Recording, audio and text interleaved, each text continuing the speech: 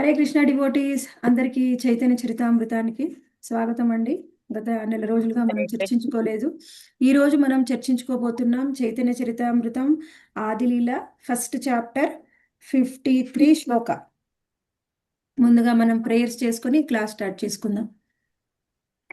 ఓం అజ్ఞానతిమిరాంధస్య జ్ఞానాంజనశలాకయా చక్షురున్మిళితం యేన తస్మై శ్రీగురవే నమః. నమా ఓం విష్ణుపాదాయ కృష్ణప్రేష్టాయ భూతలే శ్రీమతే భక్తివేదాంత స్వామినితి నామినే. నమస్తే సారస్వతే దేవే గౌరవాణి ప్రచారిణే నిర్విశేష శూన్యవాది పాశ్చాత్య దేశతారిణే.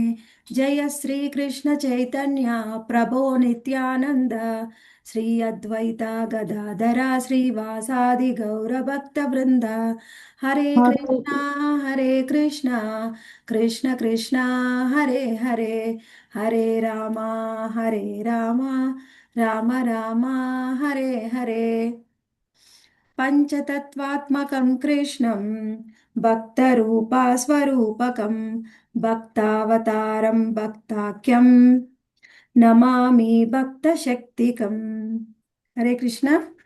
మనము ఆదిలీల 53 శ్లోకం చర్చించుకుందాము.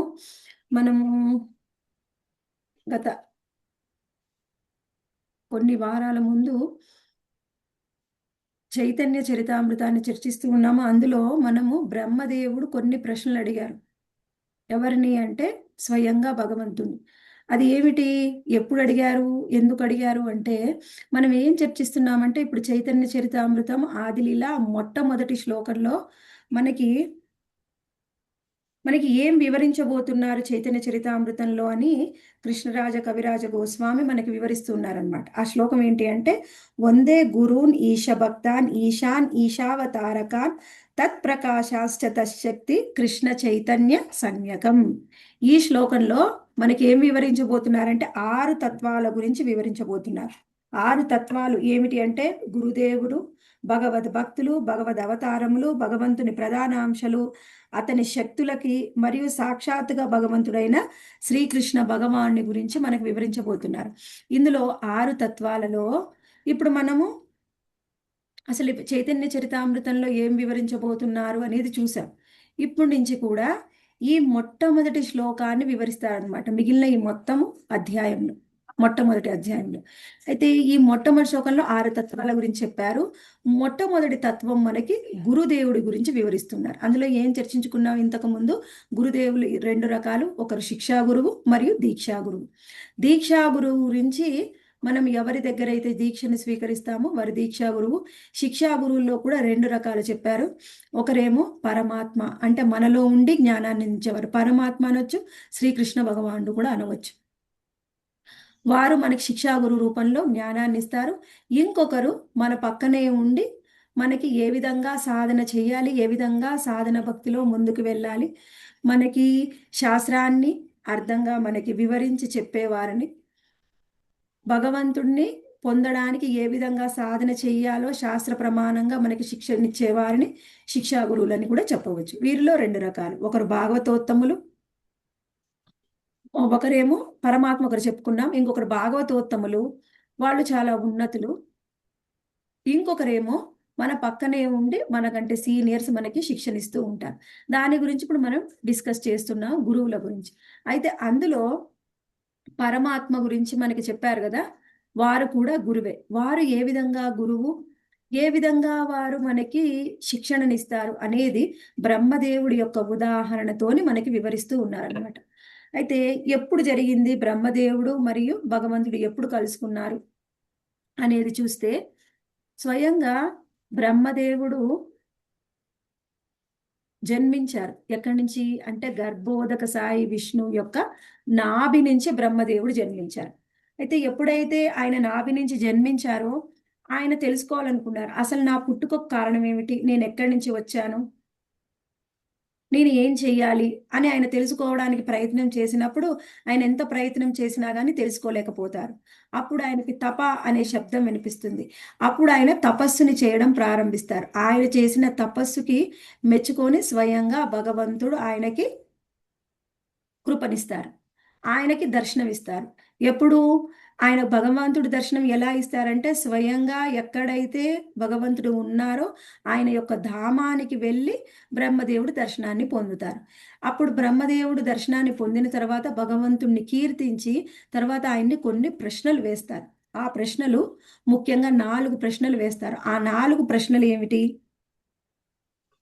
మొట్టమొదటి ప్రశ్న, మీ యొక్క ప్రాకృత మరియు అప్రాకృత రూపం గురించి మాకు వివరించండి. భగవంతుడు బ్రహ్మదేవుణ్ణి ప్రశ్నిస్తూ ఉన్నారు. అందులో ఏమిటి? ప్రాకృత మరియు అప్రాకృత రూపం గురించి వివరించమని చెప్పారు. ఎలా ఉంటుంది దాన్ని వివరించమన్నారు. రెండవ ప్రశ్న ఏమిటి అంటే, మీ యొక్క యోగమాయ మరియు మహామాయ ఏ ప్రకారంగా ఉంటుంది? మీ యొక్క యోగమాయ మరియు మహామాయ ఏ ప్రకారంగా ఉంటుంది? అది రెండవ ప్రశ్న. మూడవ ప్రశ్న, భగవంతుడి యొక్క ఆధ్యాత్మిక భౌతిక జగత్తులో ఆయన యొక్క లీలల్ని ఎలా చేస్తారు? ఆధ్యాత్మిక మరియు భౌతిక జగత్తులో భగవంతుడు లీలల్ని ఏ విధంగా చేస్తారు? అది మూడవ ప్రశ్న. నాలుగవ ప్రశ్న, స్వయంగా బ్రహ్మదేవుడు ఏమడుగుతున్నాడంటే, నాకు గర్వం రాకుండా విజయవంతంగా మీరు నాకు ఇచ్చినటువంటి సేవని నేను చేయడానికి నాకు సరి అయినటువంటి శిక్షణనివ్వండి, అంటే శిక్ష ఇవ్వండి, అంటే జ్ఞానాన్ని ఇవ్వండి అని బ్రహ్మదేవుడు అడుగుతున్నారనమాట. ఈ 4 ప్రశ్నలు. మొట్టమొదటిది ప్రాకృత అప్రాకృత రూపాల గురించి వివరించమన్నారు. తర్వాత యోగమాయ మహామాయ గురించి వివరించమన్నారు. మూడవది భగవంతుడు ఆధ్యాత్మిక మరియు భౌతిక జగత్తులో ఏ విధంగా తన లీలల్ని చేస్తారు అది వివరించమన్నారు. తర్వాత నేను గర్వం రాకుండా విజయవంతంగా ఈ సృష్టి కార్యాన్ని ఎలా చెయ్యాలి, నాకు శిక్షణ ఇవ్వండి, అంటే జ్ఞానాన్ని ఇవ్వండి అని అడిగారనమాట. ఇందులో మనకి దీనికి ఆన్సర్గానే భగవంతుడు సమాధానం ఇవ్వబోతూ ఉన్నారు. అయితే భగవంతుడు సమాధానం ఇచ్చారు. 53వ శ్లోకంలో మనకి ఫస్ట్ క్వశ్చన్కి ఆన్సర్ ఇచ్చారు. అయితే అంతకు ముందు 2 క్వశ్చన్స్లో ఆయన ఆన్సర్ ఇచ్చారన్నమాట. ఆ 2 క్వశ్చన్స్ ఏమిటి అంటే, 2 శ్లోకాల 51 మరియు 52వ శ్లోకాల్లో కూడా ఆయన మనకి చెప్పారనమాట. ఏమిటి? 51వ శ్లోకంలో ఏం చెప్తున్నారంటే, జ్ఞానం పరమ గుహ్యం మే యద్విజ్ఞాన సమన్వితం సా రహస్యం తదంగంచ గృహాణ గదితం మయా. ఇక్కడ ఏం చెప్తున్నారు? ఓ బ్రహ్మదేవా, నేను నీ జ్ఞానాన్ని కేవలం జ్ఞానాన్నే కాదు, జ్ఞానాన్ని నువ్వు అనుభూతం అనర్చుకునే విధంగా నేను చెప్తాను జ్ఞానాన్ని. ఆ విధంగా జ్ఞానాన్ని విజ్ఞాన సహితంగా నేను నీకు జ్ఞానాన్ని ఇస్తాను. ఆ జ్ఞానం ఏమిటి? అది పరమ రహస్యమైన జ్ఞానం. ఆ రహస్యమైన జ్ఞానం ఏమిటి? ఎవరికైనా భక్తుడికి జ్ఞానము అది రహస్యమైన జ్ఞానమైనా రహస్యం కాకపోయినా వాళ్ళకు కావాల్సిన జ్ఞానం ఏమిటి అంటే భక్తి. ఎలా భక్తిని ఆచరించాలి, అదే వాళ్ళు కావాల్సింది, కోరుకునేది. అది ఏ విధమైన జ్ఞానమైనా అది భక్తితోనే ముడిపడి ఉంటుంది. అటువంటి జ్ఞానం అది ఏమిటి? ప్రేమ భక్తి. ప్రేమ భక్తి అంటే ఏమిటి, దాని అంగాలు ఏమిటో నేను చెప్తాను అని స్వయంగా భగవంతుడు బ్రహ్మదేవుడికి చెప్తూ ఉన్నారు 51వ శ్లోకంలో. 52వ శ్లోకంలో ఏం చెప్తున్నారంటే, యావానహం యథా భావో యద్రూపా గుణకర్మకః తదైవ తద్విజ్ఞాన అస్తు తే మదనుగ్రహాత్. తదైవ తద్విజ్ఞానం అస్తు తే మదనుగ్రహాత్. ఇక్కడ ఏమంటున్నారు? ఆ ప్రేమ భక్తి సాధనా భక్తి కూడా ఇక్కడ ఏమంటున్నారంటే, నిత్య రూపంలో నన్ను గురించి నా గుణకర్మల గురించిన తత్వ విజ్ఞానము నా నిర్హేతుకరణచే నీ యందు జాగృతమగుగాక. ఏమిటి ఆ జ్ఞానము? ఆయనలో జాగృతమయ్యే తత్వ విజ్ఞానం ఏమిటి అంటే, నిత్య రూపంలో భగవంతుడి యొక్క నిత్య రూపం ఏమిటి? శ్రీకృష్ణ భగవానుడి యొక్క రూపం. ఆ శ్రీకృష్ణ భగవానుడి యొక్క రూపంలో ఆయన గురించి, ఆయన గుణ కర్మల గురించి, ఆయన రూప గుణ కర్మల గురించి, ఆయన యొక్క రూపము, ఆయన యొక్క గుణము, ఆయన యొక్క కర్మలు. కర్మలు అంటే ఏమిటి? లీలలు. వీటి గురించి మనకు వివరంగా చెప్తున్నారనమాట. ఎలా ఆయన రూపాన్ని, గుణాలని, కర్మల్ని మనం అర్థం చేసుకోగలం? మన భక్తి, అది ప్రేమ భక్తి అయినా సాధన భక్తి అయినా, ఏ విధంగా అయినా సరే ఎవరైనా భక్తి సాధన చేసేవారు వాళ్ళ భక్తి ఏ విధంగా ఉంటుంది? వాళ్ళ భక్తి ఎంతగా భగవంతుణ్ణి అనుభూతం చేసుకోవడానికి ప్రయత్నం చేస్తారు, ఏ స్థాయిలో భగవంతుడికి వాళ్ళు శరణాగతి పొంది వాళ్ళు భక్తిని సాధన చేస్తారో అదే పరిమాణంలో, అదే రూపంలో, అదే విధంగా భగవంతుడు ఆయనకి ఆ భక్తులకి ఆయనని ఆయన వెల్లడి చేసుకుంటాడు, అంటే అనుభూతం అవుతాడు. ఈ విషయాన్ని చెప్తున్నారనమాట. ఇది చాలా ఇంపార్టెంట్. ఒక్కొక్కరికి మనము భగవంతుడే కాదు, స్వయంగా శ్రీల ప్రభుపాదుల వారు రాసినటువంటి భాగవతాన్ని మనం అర్థం చేసుకోవాలనుకున్నా ఆ తాత్పర్యాన్ని, భాష్యాన్ని చదివితే ఒక్కొక్కరికి ఒక్కొక్క విధంగా అర్థమవుతుంది. ఎందుకు? వాళ్ళ యొక్క భావానికి అనుగుణంగా భగవంతుడు వాళ్ళకి అర్థమవుతాడు, వాళ్ళకి అనుభూతం అవుతాడు, వాళ్ళకి రెసిప్రోకేట్ అవుతాడు. అంటే నీ భావం చాలా ముఖ్యము, దానికి అనుగుణంగానే నేను వాళ్ళకు అనుభూతమవుతాను అని 51, 52 శ్లోకాల్లో నేనేం చెప్పబోతున్నాను చతుశ్లోకి భాగవతంలో అనేది మనకి వివరించారు. ఇప్పుడు 53వ శ్లోకము ఇదేమిటి? 53వ శ్లోకము చతుశ్లోకి భాగవతంలో మొట్టమొదటి శ్లోకము. ఇప్పుడు చూడవచ్చు. శ్రీమద్ భాగవతం అనేది అమల పురాణం. అమల పురాణం అయినటువంటి శ్రీమద్ భాగవతంలో ఇచ్చినటువంటి జ్ఞానమే ఇక్కడ చైతన్య చరితామృతంలో ఇస్తున్నారు.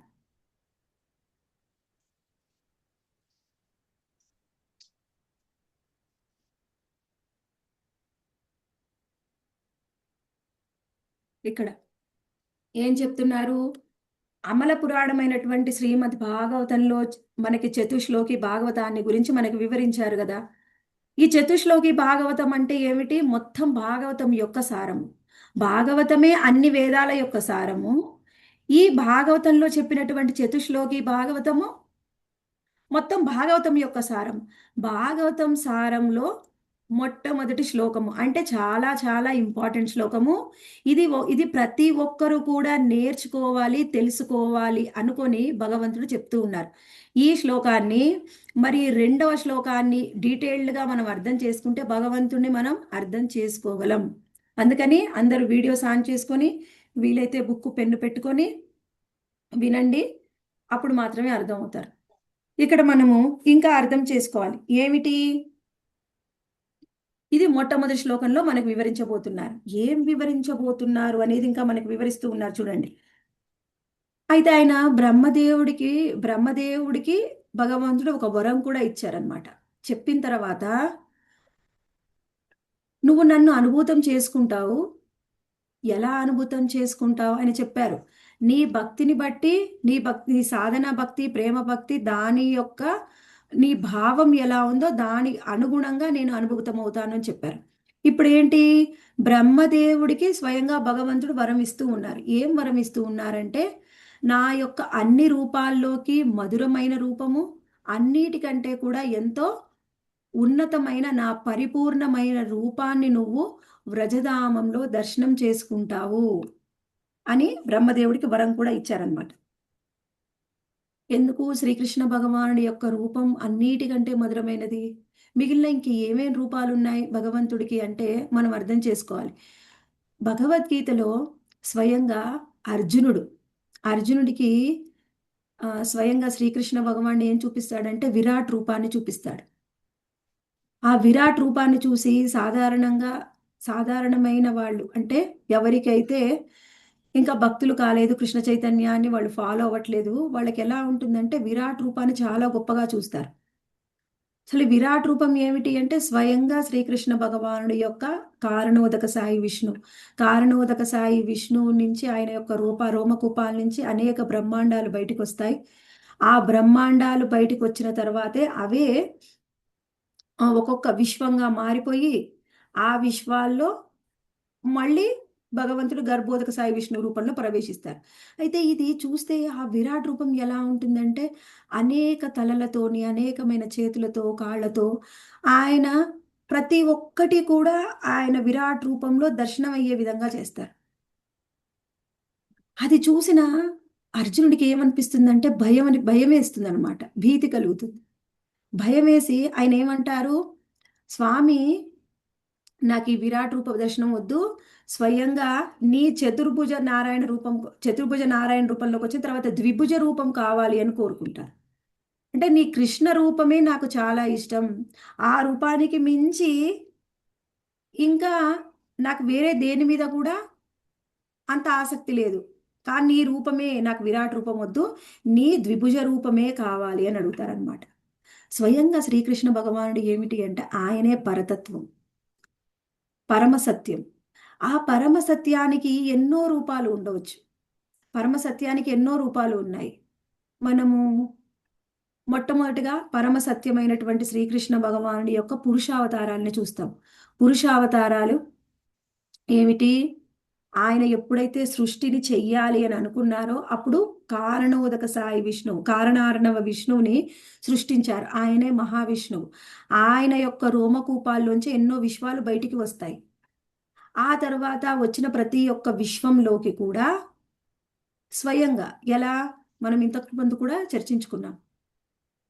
కారణోదక సాయి విష్ణువు ఎప్పుడైతే సృష్టి చేయాలి అనుకున్నారో, కృష్ణ భగవాన్ ఎప్పుడు సృష్టి చేయాలనుకున్నాడో కారణోదక సాయి విష్ణువుని సృష్టించారు.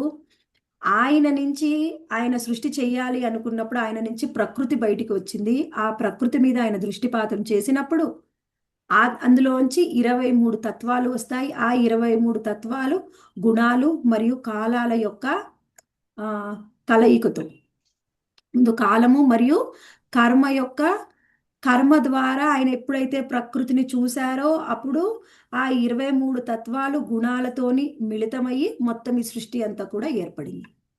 ఆ సృష్టి మొత్తం ఏర్పడిన తర్వాత ఎన్నో బ్రహ్మాండాలు వస్తాయి. ఆ బ్రహ్మాండాల సృష్టి జరిగిన తర్వాత ఒక్కొక్క బ్రహ్మాండంలోకి కూడా గర్భోదక సాయి విష్ణువు, కారణోదక సాయి విష్ణువే గర్భోదక సాయి విష్ణు రూపంలో ప్రతి ఒక్క విశ్వంలోకి కూడా ప్రవేశిస్తారు. ఆ గర్భోదక సాయి విష్ణువు యొక్క నాభి కమలం నుంచే బ్రహ్మదేవుడు ఉద్భవిస్తారు. ఆ బ్రహ్మదేవుడు ఉద్భవించిన తర్వాత బ్రహ్మదేవుడు ఏం చేస్తారు? జీవుల్ని సృష్టిస్తారు. ఆ సృష్టించిన ప్రతి ఒక్క జీవిలోకి కూడా గర్భోదక సాయి విష్ణువే క్షీరోదక సాయి విష్ణు రూపంలో ప్రవేశిస్తారు. క్షీరోదక సాయి విష్ణు రూపంలో ప్రవేశిస్తారు. ఇక్కడైతే మీరు అర్థం చేసుకోవాలి, ఇదంతా ఇప్పటి వరకు విన్నదే. ఇప్పుడు విన్న దాంట్లో మీకేమైనా సందేహం ఉందా? హరే కృష్ణ. హరే కృష్ణ మాతాజీ. హరే కృష్ణ మాతాజీ. చెప్పండి. ఒక్కసారి చెప్పండి. కారణోదక సాయి విష్ణువు నుంచి ఆ ఆ గర్భోదక సాయి ఎవరు వస్తుంటారు మాతాజీ? కారణోదక సాయి విష్ణు ఎప్పుడైతే సృష్టిని చేసి అనేక బ్రహ్మాండాలు సృష్టించారో ఆ అన్ని బ్రహ్మాండాల్లోకి కూడా కారణోదక సాయి విష్ణువే గర్భోదక సాయి విష్ణు రూపంలో ప్రవేశిస్తారు. ఓకే. ఆ గర్భోదక సాయి విష్ణు యొక్క నాభి కమలంలోనే బ్రహ్మదేవుడు ఆవిర్భవిస్తాడు. కమలం లోపల, కమల తుడులో 14 లోకాలు వస్తాయి. ఆ 14 లోకాల్లోకి బ్రహ్మదేవుడు జీవుల్ని సృష్టిస్తారు. ఎప్పుడైతే జీవుల్ని సృష్టించారో ప్రతి ఒక్క జీవిలోకి కూడా గర్భోదక సాయి విష్ణు, క్షీరోదక సాయి విష్ణు రూపంలో ఆయన అవతారాన్ని తీసుకుంటారు. క్షీరోదక సాయి విష్ణు పరమాత్మ రూపంలో ప్రతి ఒక్క జీవాత్మతో పాటు పరమాత్మ కూడా ప్రతి జీవిలో ఉంటారు. అర్థమైంది కదండి? హరే కృష్ణ మాతాజీ. ఇక్కడ గర్భోదక సాయి విష్ణువు నుంచి బ్రహ్మదేవుడు వస్తాడు, మళ్ళీ క్షీరోద సాయి రూపంలో కూడా వస్తారు. రెండు గర్భోదక సాయి విష్ణు. అవును మాతాజీ, రెండు వస్తారు, ఇద్దరు వస్తారు గర్భోదక సాయి విష్ణు నుంచి. ఓకే. అయితే భేదం ఉంది. క్షీరోదక సాయి విష్ణువేమో స్వ అంశ, బ్రహ్మదేవుడేమో విభిన్నాంశ, అంటే ఒక జీవాత్మ. ఓకే ఓకే, ఇప్పటి వరకు అర్థమైంది కదా? అంటే ఇక్కడ వరకు ఏం చెప్పుకున్నాం? అనేక పురుషావతారాలు అయితే వచ్చాయి. కానీ మనకి ఇన్ని పురుషావతారాలు వస్తున్నాయి, మనందరికీ తెలిసింది పురుషావతారమే, విష్ణువే స్వయంగా భగవంతుడు అని అనుకుంటున్నాము, అదే భావంలో ఉన్నాము. కానీ మరి ఎవరు భగవంతుడు? కృష్ణుడా, విష్ణువా? తెలుసుకోవాలి కదా. మనం ముందే చెప్పుకున్నాం, కృష్ణుడి నుంచే కారణోదక సాయి విష్ణు వచ్చారని. కానీ చాలా మందికి ఈ విషయం తెలియదు. అందుకనే శ్రీమద్ భాగవతము మొట్టమొదటి స్కందంలోనే ఆ విషయాన్ని మనకు రూఢీ చేశారనమాట. ఖచ్చితంగా అర్థమయ్యే విధంగా చెప్పారు. అసలు ఎవరు మూలము? ఎందుకంటే ఎవరు మూలమో తెలుసుకుంటేనే, మనం తెలుసుకునే ఈ ఫస్ట్ శ్లోకం మీకు బాగా అర్థమవుతుంది. ఫస్ట్ శ్లోకం అర్థం కావాలి అంటే ఏం చేయాలి? మూలం ఎవరు అనేది తెలుసుకోవాలి. అది అందరికీ మూలం ఎవరు అనే విషయాన్ని మనకి ప్రథమ స్కందంలో భాగవతంలో చెప్తున్నారు. ఏమంటున్నారు? ఏతేషాంస కళాపుంసః కృష్ణస్తు భగవాన్ స్వయం ఇంద్రారి వ్యాకులం లోకం మృడయంతి యుగే యుగే. ఏతే చ అంశ కళా పుంసః. ఇక్కడ ఏం చెప్తున్నారంటే ఇంతవరకు పేర్కొనబడిన అవతారములన్నీ ఏం అవతారాలు అంటే కేవలం పురుష అవతారాలుగా కారణోదక గర్భోదక క్షీరోదక సాయి విష్ణువులతో పాటుగా వామన నరసింహ కూర్మ మత్స్య నృసింహ ఇంకా రామ ఎన్నో అవతారాలు చూసాం. ఈ అవతారాలన్నీ కూడా స్వయంగా భగవంతుడి యొక్క పురుషావతారాలు, కళా విశేషాలు. ఎన్నో అవతారాలు ఉన్నాయి. పురుషావతారాలు, లీలావతారాలు, గుణ అవతారాలు ఉన్నాయి కదా. అన్ని అవతారాలు ఆయన ఏమిటి అవన్నీ కూడా ఏమని చెప్పొచ్చు? ఆయన యొక్క అంశాలు మరియు కళలు. అన్ని అవతారాలు కూడా ఎవరి అవతారాలు? భగవంతుని యొక్క అంశావతారాలు మరియు కళావతారాలు. మరి ఆ భగవంతుడు ఎవరు? ఆయనే శ్రీకృష్ణుడు మాత్రం స్వయంగా భగవానుడై ఉన్నాడు. శ్రీకృష్ణుడు మాత్రం స్వయంగా భగవానుడై ఉన్నాడు. ఇప్పుడు శ్రీకృష్ణుడి నుంచే వచ్చాయి కదండి ఈ దశావతారాలన్నీ. హా మాతాజీ, శ్రీకృష్ణుడి నుంచి పురుషావతారాలు వచ్చాయి. పురుషావతారం అయినటువంటి క్షీరోదక సాయి విష్ణువు నుంచి అవతారాలన్నీ వచ్చాయి. శ్రీకృష్ణ భగవాన్ నుంచి 3 పురుషావతారాలు వచ్చాయి. కారణోదక, గర్భోదక, క్షీరోదక సాయి విష్ణువులు. క్షీరోదక సాయి విష్ణువు నుంచి ఈ అవతారాలన్నీ కూడా వచ్చాయి. అర్థమైందా? హరే కృష్ణ.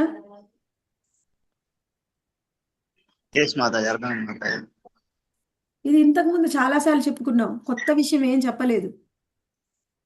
ఎస్ మాత, చెప్పారు చాలా సార్.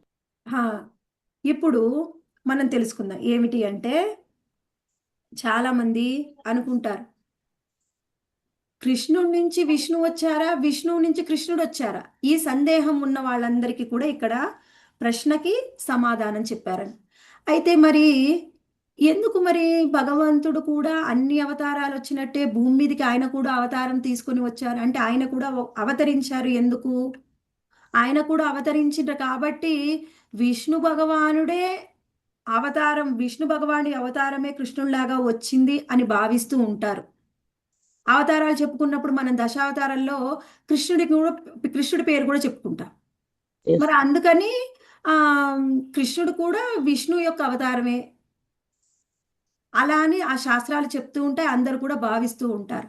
కానీ ఎలా అయితే ప్రతి అవతారం కూడా ఆయన భక్తుల కోసం, భక్తులకి ఆనందాన్ని కలిగించడం కోసం, భక్తులతో కలిసి ఆయన లీలల్ని చేయడం కోసం, భక్తుల మీద కృప చూపించడం కోసం భగవంతుడు ఎలా అవతారం తీసుకొని వస్తాడో, స్వయం భగవంతుడైన కృష్ణుడు కూడా భూమి మీద అవతరిస్తారు భక్తుల కోసం. ఆయన భూమి మీద ఒక అవతారం వచ్చిన విధంగా ఆయన అవతరించినంత మాత్రాన ఆయన ఒక అవతారం కాదు, స్వయంగా కృష్ణుడే వచ్చాడు. ఆ విధంగా అర్థం చేసుకోవాలి. అర్థమైందా ఇప్పుడు నేను చెప్పింది ఇక్కడ పాయింట్? ఎలా అర్థం చేసుకోవాలి? వ్యత్యాసం ఏమిటి? ఏ అవతారమైనా ఆయన భక్తుల కోసమే వస్తారు. అలాగే భక్తుల కోసం కృష్ణుడు భూమి మీద అవతరించారు. కృష్ణుడు భూమి మీద అవతరించినంత మాత్రాన ఆయన విష్ణువు యొక్క అవతారం కాదు, స్వయంగా మూలం శ్రీకృష్ణ భగవానుడే. ఎవరు చెప్పారు ఈ ప్రశ్నని? దీనికి ఆన్సర్ అంటే శౌనకాది మునులు సూత గోస్వామిని అడిగారనమాట. మరి ఆయన కూడా భగవంతుడి యొక్క అంశావతారాల్లో ఇన్ని అవతారాలు వచ్చినాయి చెప్పినప్పుడు కృష్ణుడి పేరు కూడా చెప్పారు కదండి. మరి ఇప్పుడు కృష్ణుడే మూలం అని అంటున్నారు. ఎలా అర్థం చేసుకోవాలి అంటే, అన్ని అవతారాలు కూడా స్వయంగా భక్తుల కోసం, ఆయన భక్తుల మీద కృప చూపించడం కోసం ఎలా వస్తారో అలా భక్తులతో కలిసి, భక్తులకి ఆనందాన్ని ఇవ్వడానికి, భక్తులతో కలిసి తాను ఆనందాన్ని పంచుకోవడానికి స్వయంగా కృష్ణుడు భూమి మీద అవతరించారు. కానీ ఆయన అవతారం కాదు, స్వయం భగవానుడే. అర్థమైందా? హరే కృష్ణ. అర్థమైంది మాతాజీ. ఓకే మాతాజీ. కాకపోతే ఇప్పుడు మనము ద్వాపర యుగంలో కృష్ణుడు అని అనుకుంటాం కదా మాతాజీ, అలా వచ్చారు అని. అంటే ఫస్ట్ నుంచి ఉన్నారు, అదే ఒక అవతారం లాగా మన కోసం వచ్చారు, అంతే కదా మాతాజీ? వీళ్ళ కోసం వచ్చారు. భక్తుల కోసం వచ్చారు మాతాజీ. ఎందుకంటే ఇక్కడే చాలా మంది అనుకుంటారు రాముడి తర్వాత త్రేతాయుగం తర్వాత ద్వాపర యుగం, అప్పుడు కృష్ణుడు వచ్చారు అట్లా అనుకుంటారు. అవును మాతాజీ. ఓకే, ఇప్పుడు అర్థమైంది కదా. కృష్ణుడు లీలలు చేయడం కోసం వచ్చాడు అనుకోవచ్చు. ఆయన భగవంతుడు భక్తులు ఎప్పుడు కూడా లీలలు చేయడం కోసమే వస్తాడు మాతాజీ. భక్తులకి ఆనందాన్ని ఇవ్వాలి, కృపనివ్వాలి, వాళ్ళతో కలిసి ఆయన లీలలు చేయాలి, అందులోనే ఆయనకు ఆనందం ఉంది. ఓకే, ఇప్పుడు ఏం చేద్దాం. సరే, అయితే మరి అన్ని పురాణాలలో అన్నిట్లో ఇలా చెప్పరు కదండి, కృష్ణుడే ఆ భగవానుడని, ఆయనే మూలమని చెప్పరు కదా. మరి దాన్ని ఎలా అర్థం చేసుకోవాలి అంటే, ఇప్పుడు శ్రీమద్ భాగవతం అనేది అమల పురాణం. అంటే అమలమైనది అంటే అసలు అందులో ఏ విధమైన దోషం అనేది లేదనమాట. మళ్ళీ శ్రీమద్ భాగవతం ఏమిటి, స్వయంగా వ్యాసదేవుడు అన్ని పురాణాలు, ఉపనిషత్తులు, వేదాలు అన్ని రాసిన తర్వాత చివరికి రాశారు భాగవతాన్ని. ఆ తర్వాత అందులో ఏం చెప్పారు, ఇది మొత్తం వేదాలకి వేదాల నుంచి వేదాంత సూత్రాలు వచ్చాయి, ఇది వేదాంత సూత్రాల యొక్క సమ్మరైజ్డ్ వర్షన్ అన్నమాట భాగవతం. వేదాంత సూత్రాలని మనకి సింపుల్గా అర్థమయ్యే విధంగా చెప్పారు భాగవతం అంటే. భాగవతం మనము చదివి అర్థం చేసుకోగలము, దాన్ని కొన్ని సంవత్సరాల్లో పూర్తి కూడా చేయగలం. కానీ వేదాల్ని, వేదాంత సూత్రాల్ని మనం చదవలేము, అర్థం చేసుకోలేము, పూర్తి చేయలేము. అయితే మరి ఏది నమ్మాలండి? ఎన్నో పురాణాలు ఉన్నాయి, ఒక్కొక్క పురాణంలో ఒకటి చెప్తున్నారు అంటే, ఏదైతే భాగవతానికి అనుకూలంగా ఉందో, భాగవతంలో చెప్పింది మాత్రమే ఎక్కడైనా చెప్తే అదే నమ్మాలి. దానికి విరుద్ధంగా ఉన్న దానికంటే, మరి విరుద్ధంగా ఎందుకు చెప్తారండి అంటే, విరుద్ధంగా కూడా వాళ్లకు వాళ్ళ యొక్క లక్ష్యం వేరుంటుంది ఆ పురాణంలో, అందుకని అలా చెప్తారు. ఒక్కొక్క పురాణానికి వాళ్ళు యొక్క భావన, వాళ్ళు ఎందుకు రాయాలనుకుంటున్నారో రాసిన వాళ్ళు, వాళ్ళ యొక్క లక్ష్యం వేరుగా ఉంటుంది, దానికి అనుగుణంగా రాస్తారు. కానీ ఏదైనా భాగవతంతో సరిపోల్చి ఉండాలి. ఏదైనా సరిపోలకపోయినా కానీ భాగవతంలో ఏం చెప్తే అదే మూలము, అదే పరమ సత్యము. ఇది మనం అర్థం చేసుకోవాలి. ఇప్పుడు ఈ విషయం అర్థమైతే ఇప్పుడు మనం చతుశ్లోకి భాగవతంలో మొదటి శ్లోకాన్ని చర్చిద్దాం, అది అప్పుడు అర్థమవుతుంది. అయితే సరే, ఆయనే భగవంతుడు. ఇప్పుడు ఏం చెప్పబోతున్నారు, స్వయంగా గర్భోదక సాయి విష్ణు బ్రహ్మదేవుడితో మాట్లాడుతూ ఉన్నారు. బ్రహ్మదేవుడితో మాట్లాడుతూ ఇందాక చెప్పుకున్నాం ఏం ప్రశ్న, అది ఫస్ట్ ప్రశ్న. 4 ప్రశ్నలు అడిగారు కదా. మొదటి ప్రశ్న, భగవంతుడి యొక్క ప్రాకృత అప్రాకృత రూపం ఎలా ఉంటుంది, దానికి సమాధానం చెప్పబోతూ ఉన్నారు. ఏమిటది ఇక్కడ చూద్దాం. అహమేవా సమేవాగ్రే నాన్యద్యత్ సదసత్పరం పశ్చాదహం యదేతశ్చ యో వశిష్యేష సోస్మ్యహం. అహమేవా సమేవాగ్రే నాన్యద్యత్ సదసత్పరం పశ్చాదహం యదేతశ్చ యో వశిష్యేత సోస్మ్యహం. ఇక్కడ ఏమంటున్నారు, అహమేవా సమేవాగ్రే. అహం అంటే నేను. ఆయన ఏం చెప్తున్నారు భగవంతుడు, నేను అని ఇలా చూపించుకొని చెప్తున్నారు. ఎవరైనా ఒక రూపం లేదు అంటే నేను నేను అని అలా చెప్తారా? ఉంటేనే కదా నన్ను నేను చూపించుకొని నేను అని చెప్తాం. ఎవరు చెప్పరలా. ఇక్కడ ఏమంటున్నారు, నేను. అహం ఏవా. ఏవా అంటే నిక్కంగా నేనొక్కడినే. ఆసం అంటే నేను ఉండి ఉన్నాను. ఎప్పుడు ఉండి ఉన్నారు? ఏవం అంటే కేవలం నేనొక్కడినే ఉన్నాను. ఎప్పుడు ఉన్నాను? అగ్రే అంటే సృష్టికి పూర్వము. సృష్టికి పూర్వము నేనొక్కడినే ఉండి ఉన్నాను అని స్వయంగా చెప్తున్నారు భగవంతుడు బ్రహ్మదేవుడికి. సృష్టికి పూర్వము నేనొక్కడినే ఉన్నాను. తర్వాత ఏమంటున్నారు, నా అన్యత్ యత్ సదసత్ పరం. నా అన్యత్ అంటే అన్యమైనది. ఎవరికి అన్యమైనది అంటే భగవంతుడికి. యత్ ఏదైతే, సత్ అసత్. సత్ అంటే కార్యము, అసత్ అంటే కారణము. కార్యకారణాలకి కూడా పరమైనటువంటి ఉన్నతమైనది ఒకటి ఉంది, అదే నేను. నాకంటే అన్యమైనది లేదు. నేను ఎలా ఉన్నాను అంటే కార్య సత్ అసతానికి పరంగా ఉన్నాను. పరం అంటే ఏమిటి? పరమోత్కృష్టమైనది. పరమోత్కృష్టమైనది నేనే. నాకు అన్యమైనదంటూ అసలు వేరే ఏమీ లేదు అని భగవంతుడు చెప్తున్నాడు. ఆ తర్వాత ఏమంటున్నాడు రెండో లైన్లో? పశ్చాదహం యదేతశ్చ యోవశిష్యేత సోస్మ్యహం. పశ్చాద్ అహం. పశ్చాత్ అంటే చివరికి. ఎప్పుడు చివరికి? చివర అంటే ఏమిటి? ప్రళయం తరువాత. ఎప్పుడు ప్రళయం వస్తుంది కదా, ప్రళయం తరువాత అహం అంటే నేనే. యత్ ఏదైతే, ఏదైతే ఏతత్ ప్రళయం తర్వాత ఏదైతే, ఏమిటది? ఈ సృష్టి. చ కూడా, ఎవ్వడు, ఎవరైతే, ఈ సృష్టి తర్వాత కూడా ఎవరైతే అవశిష్యేత అంటే మిగిలి ఉంటాడో అది అస్మి అహం, అది కూడా నేనే. ఇక్కడ ఏం చెప్తున్నారు? ఫస్ట్ లైన్లో ఏం చెప్పారు? సృష్టికి పూర్వము ఉన్నది నేనొక్కడినే. నాకు పరంగా ఇంకేమీ లేదు. నాకు పరంగా ఇంకేమీ లేదు. ఇప్పుడు రెండో లైన్లో ఏం చెప్పారు? పశ్చాదహం యదేతశ్చ యోవశిష్యేత సోస్మ్యహం. ఇక్కడ ఏమంటున్నారు? పశ్చాదహం. పశ్చాదహం అంటే చివరికి ప్రళయం తర్వాత కూడా యోవశిష్యేత అంటే మిగిలి ఉండేది నేనే. సృష్టికి పూర్వం ఉన్నది నేనొక్కడినే. ప్రళయం తర్వాత కూడా మిగిలి ఉండేది నేనొక్కడినే అని ఎవరు చెప్తున్నారు ఈ మాట? ఎవరు శ్రీకృష్ణ ఎవరికి భగవానుడు చెప్తున్నారు? బ్రహ్మదేవునికి చెప్తాడు. శ్రీకృష్ణ భగవానుడు బ్రహ్మదేవునికి చెప్తున్నాడు. బ్రహ్మదేవుడికి చెప్తూ ఉన్నారు. ఇక్కడ మనము ఇదంతా విన్న తర్వాత మనకి ఏమనిపించాలి? అసలు ఎవరైనా ఇలా చెప్పగలరా? సృష్టికి పూర్వం మిగిలి ఉన్నది నేనే, ప్రళయం తర్వాత కూడా మిగిలి ఉండేది నేనే. ఎవరైనా ఎప్పుడైనా ఎక్కడైనా ఇలా చెప్పడం విన్నారా? వెళ్ళాను. లేదు మాత. లేదు మాత. కేవలం భగవంతుడు మాత్రమే ఇలా చెప్పగలరు. భగవంతుడు కాకుండా ఎవ్వరూ ఈ విధంగా చెప్పలేరు.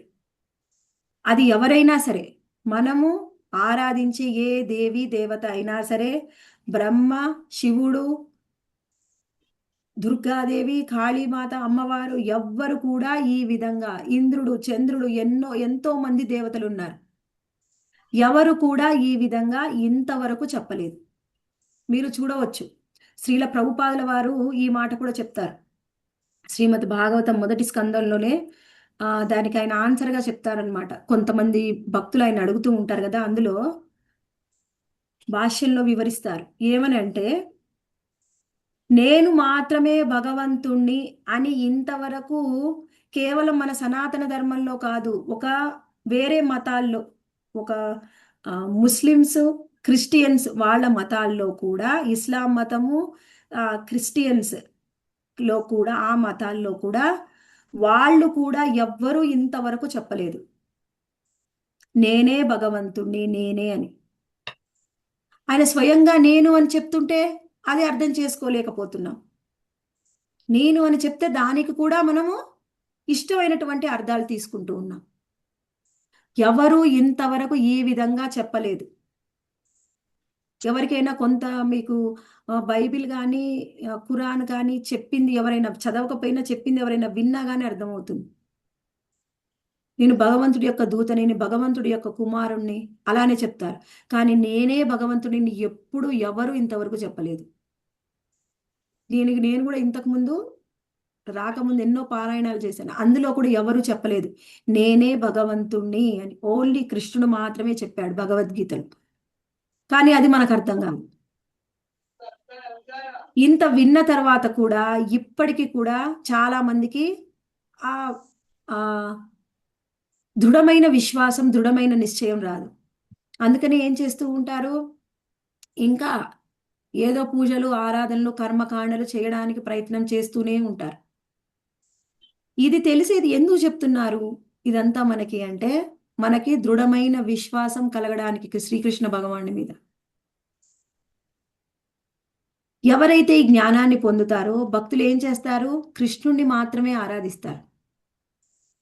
కృష్ణ భక్తి అంటే ఏమిటి అంటే, కృష్ణుడు ఎప్పుడు కూడా ఒక్కడే, ఆయనని మాత్రమే ఆరాధిస్తే ఆయనకి చాలా ఇష్టం. అసలు ఆయన నుంచే వచ్చిన వాళ్ళందరూ కూడా, మరి అలాంటప్పుడు మనం ఇంకెవరితో అయినా కలిపి ఆరాధిస్తే ఎలా ఉంటుంది? అప్పుడు నేను ఒక సినిమాలో ఒక డైలాగ్ విన్నానండి, అది ఎప్పుడు ఏంటి అని నాకైతే గుర్తులేదు. అందులో ఆయన ఒక చెప్తాడనమాట, ఏమిటంటే అది, నీకు నేనే వన్ అండ్ ఓన్లీ ఆప్షన్ అవ్వాలి, హీరోయిన్కి చెప్తూ ఉంటాడు. నేను నీకు ఉన్న ఆప్షన్స్లో, అంటే నీకు ఎన్నో ఆప్షన్స్ ఉన్నాయి, అందులో నేను ఒకడిని కాకూడదు, నేను వన్ అండ్ ఓన్లీ ఆప్షన్ అయితే మాత్రమే నేను నిన్ను పెళ్లి చేసుకుంటాను, లేకపోతే చేసుకోనని చెప్తాడు. ఇది ఏ భార్య అయినా, భార్య నుండైనా భర్త కోరుకుంటాడు, భర్త అయినా భార్య నుంచి కోరుకుంటుంది. అవునా? లేకపోతే ఇంకో ఇద్దరిని ముగ్గురిని ప్రేమించి వాళ్ళతో పాటు కలిసి నన్ను కూడా ప్రేమించని ఎవరైనా చెప్తారా? చెప్పారు. విన్నారా? పోనీ అలా చెప్తే నచ్చుతుందా? నచ్చదు. ఎవరు చెప్పరు అసలు వాళ్ళు. అలా ఎవరు చెప్పరు, ఉన్నా కానీ బయటికి చెప్పరు, అది వేరే విషయం అనుకోండి. కానీ ఎవరికైనా నచ్చుతుందా? నచ్చదు. అసలు అది ప్రేమ అవుతుందా? అవదు. అవ్వదు మాతాజీ, అవ్వదు. దాన్ని ఏమంటారు? ప్రేమ కాకుండా ఇంకో పేరేంటి దాన్ని? కామం. అవును కామం. మాతాజీ. కామం ఇంకా స్వార్థం, అంతేనా? స్వార్థం. అంతే ఆ. మాతాజీ. మరి మనమేమో కృష్ణుడిని ప్రేమించండి, కృష్ణుడికి సేవ చేయండి అంటే, కృష్ణుడు కూడా ప్రేమిస్తాం మాతాజీ, కృష్ణుడికి కూడా సేవ చేస్తాం, కృష్ణుడితో పాటుగా ఇంకొంతమందికి కూడా చేస్తామండి. ఎందుకంటే ఫస్ట్ నుంచి చేస్తూ ఉన్నాం కదా, ఫస్ట్ నుంచి ఉంది కదా అలవాటు, ఇప్పుడు ఎలా వదిలేసుకుంటాం మాతాజీ? అసలు అలా చేయొచ్చునా? అది తప్పేమో. మేము కృష్ణుడికి కూడా చేస్తూనే ఉన్నాం కదా, మీ హస్బెండ్ కూడా, నిన్ను కూడా ప్రేమిస్తూనే ఉన్నాను కదా, ఇంకొకళ్ళని కూడా ప్రేమిస్తాను అలా అంటే ఎలా ఉంటుంది మనకి? నచ్చుతుందా ఎవరికైనా? నచ్చదు. అంటే ఆయన మంచి భార్య అవడు, ఆయన మంచి భర్త ఎప్పటికీ అవడు, ఆమె ఎప్పటికి కూడా ప్రశాంతంగా ఉండలేదు, ఆ భక్తి ఆ భార్య. అలాగే మనం కూడా కృష్ణుడిని ప్రేమించడంతో పాటు, కృష్ణుడిని సేవించడంతో పాటు ఇంకా కొంతమందిని కూడా సేవిస్తామండి.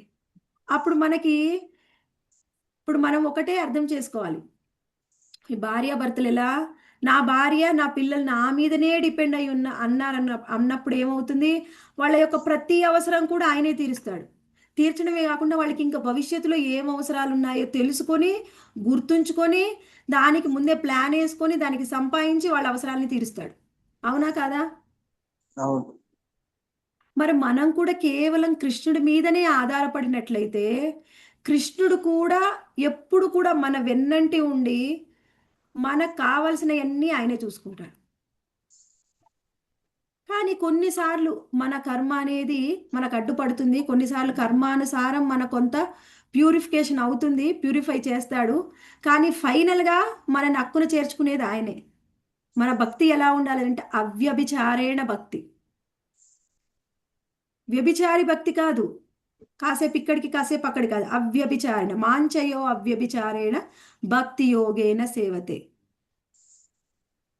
సగుణాన్ సమతీత్యైతాన్ బ్రహ్మభూయాయ కల్పతే.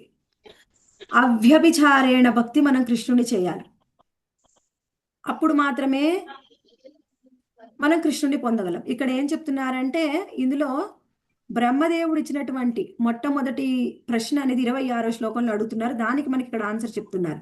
ఇక్కడ ఇంకేం చెప్తున్నారంటే, అహమేవా సమేవాగ్రే నాణ్యద్యత్ సదసత్ పరం. మనము ఇంకొకటి కూడా అర్థం చేసుకోవాలి, ఆయనే సృష్టికి మూలం, మళ్ళీ ఈ సృష్టి మొత్తం ప్రళయం తర్వాత కూడా ఆయనే ఉంటాడు. కేవలము దేవీ దేవతలు మాత్రమే కాదు, మన బంధువులు, మన కుటుంబ సభ్యులు, మన స్నేహితులు, ఎవరైనా సరే మధ్యలో వచ్చేవారు, మధ్యలో పోయేవారు కాకుండా ఎవరైనా మనతో శాశ్వతంగా ఉండగలరా? ఉండలేదు. ఎవ్వరు కూడా. మనమే మాతాజీ, మన ఆత్మ. మనతో ఉండేవారు ఆత్మ పరమాత్మ. శాశ్వతంగా కేవలం భగవంతుడు ఒక్కడే. ఆయనే ముందు ఉన్నారు, సృష్టికి పూర్వం, సృష్టి తర్వాత కూడా ఆయనే ఉంటారు. మరి ఈ మధ్యలో మనకి, ఈ మధ్యలో ఉన్నటువంటి మనకున్న ఏ బంధానికైనా కానీ ఎక్కువగా ఇంపార్టెన్స్ ఇవ్వకు. నేను మాత్రమే శాశ్వతం, నువ్వు నా నుంచే వచ్చావు, మళ్ళీ చివరికి నన్నే చేరుకోవాలి, అందుకని నీ శ్రద్ధంతా నా మీదనే ఉండాలి. నేను మాత్రమే నీకు ఏకైక లక్ష్యమై ఉండాలి. కృష్ణుడిని చూసి మనం దీని నుంచి ఏమర్థం చేసుకోవాలి? కృష్ణుడు మాత్రమే మన ఏకైక లక్ష్యమై ఉండాలి. ఒక పిల్లవాడు, చదువుకునే పిల్లవాడికి లక్ష్యం ఏమిటి? ముందు లక్ష్యం ఆయన చదువు. ఆయన మెడిసిన్ చేస్తున్నా, ఐఐటి అయినా, ఏదైనా ఒక కోర్స్ చేస్తున్నాడు, లక్ష్యం అదే అయి ఉండాలి. పక్క నుంచి ఎన్ని పనులైనా చేయనివ్వండి, కానీ లక్ష్యం అదే ఉండాలి. అలా మన లక్ష్యం కృష్ణుడే అయి ఉండాలి. మనం ఇంకేదైనా చేయవచ్చు, వేరే పనులు చేయవచ్చు, బంధువుల్ని పిల్లలతో ఉండవచ్చు, వాళ్ళకి కావాల్సిన అవసరాలన్నీ తీర్చవచ్చు, కానీ ఎవరి మీద కూడా మనకేమిటి? మోహము, సంగత్వం అనేది ఉండకూడదు. సంగత్వం కేవలం కృష్ణుడితోనే, కృష్ణుడితో తప్పించి ఇంకెవరితో కూడా సంగత్వం ఉండకూడదు. ఇంకొకటి, ప్రతి ఒక్కరు కూడా కోరుకుంటారు, నన్ను రక్షించేవాడు ఒకటి ఉండాలి అని. ఒక స్త్రీ అయినా, ఒక పురుషుడైనా, ఎవరైనా కానీ నన్ను రక్షించే వాళ్ళు ఒకరు ఉండాలి అని లేకుండా నేను రక్షించుకోగలను అని ఎవరైనా అనుకుంటారా? అది ఎప్పటికీ సాధ్యం అవ్వదు. మనల్ని రక్షించేవాడు ఉండాలి. పురుషులు అనుకుంటా, స్త్రీ తప్పకుండా భావిస్తుంది నన్ను రక్షించేవాడు ఉండాలి అని. అలా మనని రక్షించేవాడు, ప్రతి ఒక్కరికి కూడా రక్షకుడు అంటే స్వయం శ్రీకృష్ణ భగవానుడే. అటువంటి కృష్ణుణ్ణి అంటే మనకి శాస్త్రం ఏం చెప్తుంది? మరి కృష్ణుడు ఒక్కడే ఉన్నారు, అహమేవ సమేవ అగ్రే అని చెప్తున్నారు ఆయన. సృష్టికి పూర్వం నేను మాత్రమే ఉన్నాను అని చెప్తున్నాడు. ఇంకెవరూ లేరా? మనకి ప్రశ్నలు రావచ్చు. ఇంకెవరూ లేరా అండి? ఆయన ఒక్కడే ఉన్నాడా? ఒక్కడే ఉన్నాను. ఇంకా మనము చూద్దాం.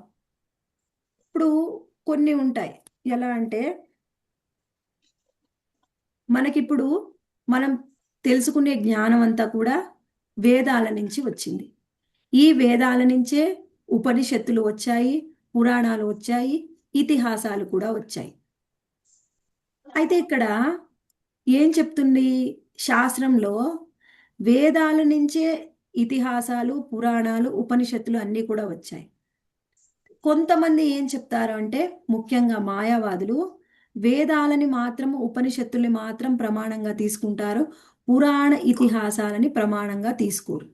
ఎందుకు అనేది చూద్దాం. అయితే ఇక్కడ వేదాల్లో, ఉపనిషత్తుల్లో ఇచ్చినటువంటి జ్ఞానం ఏమిటి మనకి చూద్దాం. అక్కడ వేదాల్లో కూడా ఏం చెప్పారు భగవంతుడి గురించి జ్ఞానం. ఇప్పుడు మనం భాగవత పురాణాన్ని మనము ఆధారంగా చేసుకొని చర్చించుకుంటున్నాం. భాగవత పురాణం కాకుండా శ్రీకృష్ణ భగవానుడే దేవాది దేవుడు అని చెప్పి వేదాల్లో కూడా డైరెక్ట్గా చెప్పబడి ఉందా? ఎక్కడెక్కడ చెప్పారు? దాన్ని ఏమంటారంటే శృతి వాక్యాలు అంటారు. వేదాల్లో చెప్పిన వాటిని శృతి వాక్యాలు, శృతులు. అందులో ఏం చెప్పారు అనేది ఒకసారి చూద్దాం. వాసుదేవో వా ఇదమగ్ర ఆసీన్న బ్రహ్మాన చ శంకరః పురుషో హా వై నారాయణః ఏకో హా వై నారాయణ ఆసీత్ పురుషో హా వై నారాయణో కామయత అతః నారాయణ అజో జన్మ యత సర్వాణి భూతాని నారాయణ పరబ్రహ్మ తత్వం నారాయణ పరః తత్వం నారాయణ పరం ఋతం సత్యం పరబ్రహ్మ పురుషం కృష్ణ పింగళం. ఇది శృతి వాక్యం అన్నమాట. ఇందులో ఏం చెప్తున్నారు? వాసుదేవో వా ఇదం అగ్ర ఆసీన్ న బ్రహ్మ నచ శంకరః. వాసుదేవుడు సృష్టికి పూర్వం ఉన్నాడు, బ్రహ్మ శివుడు లేరు అని చెప్తున్నారు. కరెక్ట్గా ఈ వాక్యం యొక్క అర్థం ఫస్ట్ శృతిలోని మొదటి సెంటెన్స్ అర్థం ఏమిటి? వాసుదేవుడు సృష్టికి పూర్వం ఉన్నాడు, బ్రహ్మ శివుడు లేరు, ఇది చెప్తున్నారు. తర్వాత పురుషోహా వై నారాయణ, భగవంతుడు నారాయణుడే. ఏకోహా వై నారాయణ ఆసీత్, నారాయణుడు ఒక్కడే ఉన్నాడు. పురుషోహా వై నారాయణో కామయత, నారాయణుడు కోరుకున్నాడు. ఏం కోరుకున్నాడు?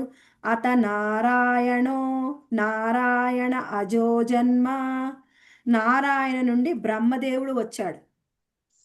యత సర్వాణి భూతాని, బ్రహ్మదేవుడి నుండి అన్ని జీవరాశులు వచ్చాయి. నారాయణ పరం బ్రహ్మ, నారాయణే పరం బ్రహ్మ, పరబ్రహ్మ ఆయనే. తత్వం నారాయణ పరం, ఆయనే ఉన్నతం.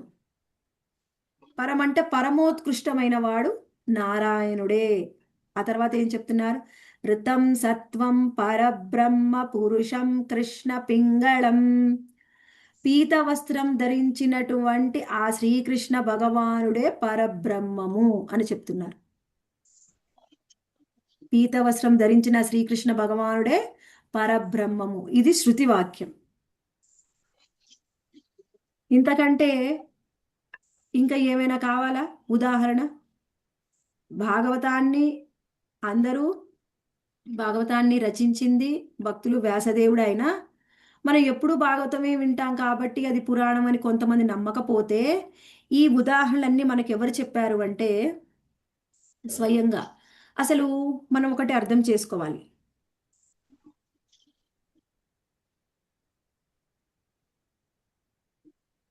అసలు భగవంతుడు ఎవరు?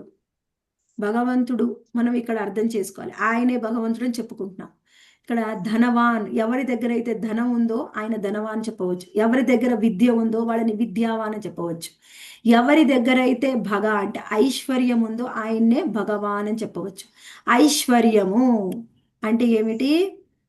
మనకు 6 రకాల ఐశ్వర్యాలు ఉన్నాయి భగవంతుడికి. భగవంతుడికి జ్ఞానము, వైరాగ్యము, కీర్తి, ఆ తర్వాత ధనము, ఆ తర్వాత అందము, ఆ తర్వాత మనం వీర్యం, శక్తివంతుడు. ఇవన్నీ కూడా పూర్తి ప్రమాణంలో పరిపూర్ణంగా సంపూర్ణ ఐశ్వర్యాన్ని కలిగి ఉన్నవాడు ఆయనే భగవంతుడు, ఆయనే శ్రీకృష్ణ భగవానుడు. ఆయన మాత్రమే భగవంతుడు అని చెప్పవచ్చు. అయితే మనం ఇక్కడ ఒకటి అర్థం చేసుకోవాలి. ఇది ఎప్పుడు కూడా మనము పురాణాల నుంచి చర్చించుకున్నాం. భాగవత పురాణం నుంచి ఏతే చాంస కళాపుంసః కృష్ణస్తు భగవాన్ స్వయం చెప్పుకున్నాం. అయితే కొంతమంది మాయావాద తత్వవేత్తలు ఉన్నారనమాట. వాళ్ళు ఏం చేస్తారంటే ముఖ్యంగా వాళ్ళు పురాణాలని, ఇతిహాసాలని ప్రామాణికంగా తీసుకోరు.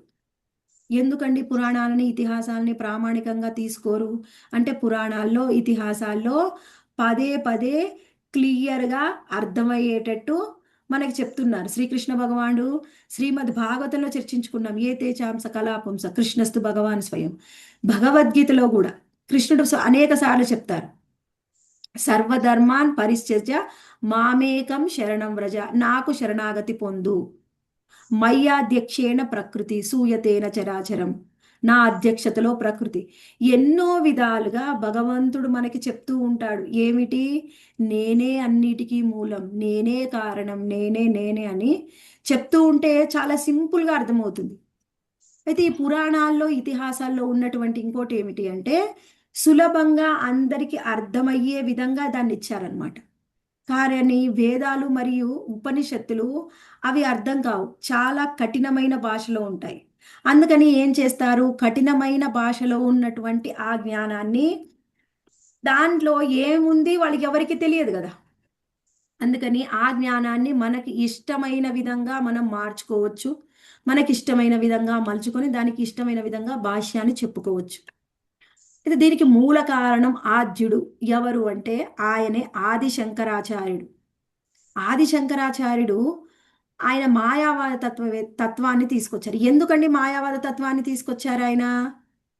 మరి ఆయన స్వయంగా ఈ శంకరాచార్యుడు ఆయన ఎవరంటే స్వయంగా ఆది శంకరుడి యొక్క అంశ.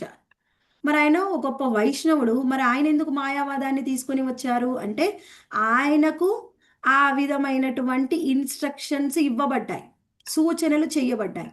ఎవరు సూచన చేశారు అంటే ఆయన యొక్క మాస్టర్. ఎవరు ఆయన? విష్ణువు. విష్ణువు కృష్ణ ఒకటి.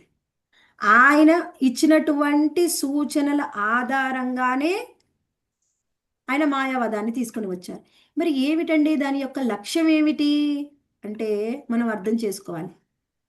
భగవంతుడికి రూపం లేదు.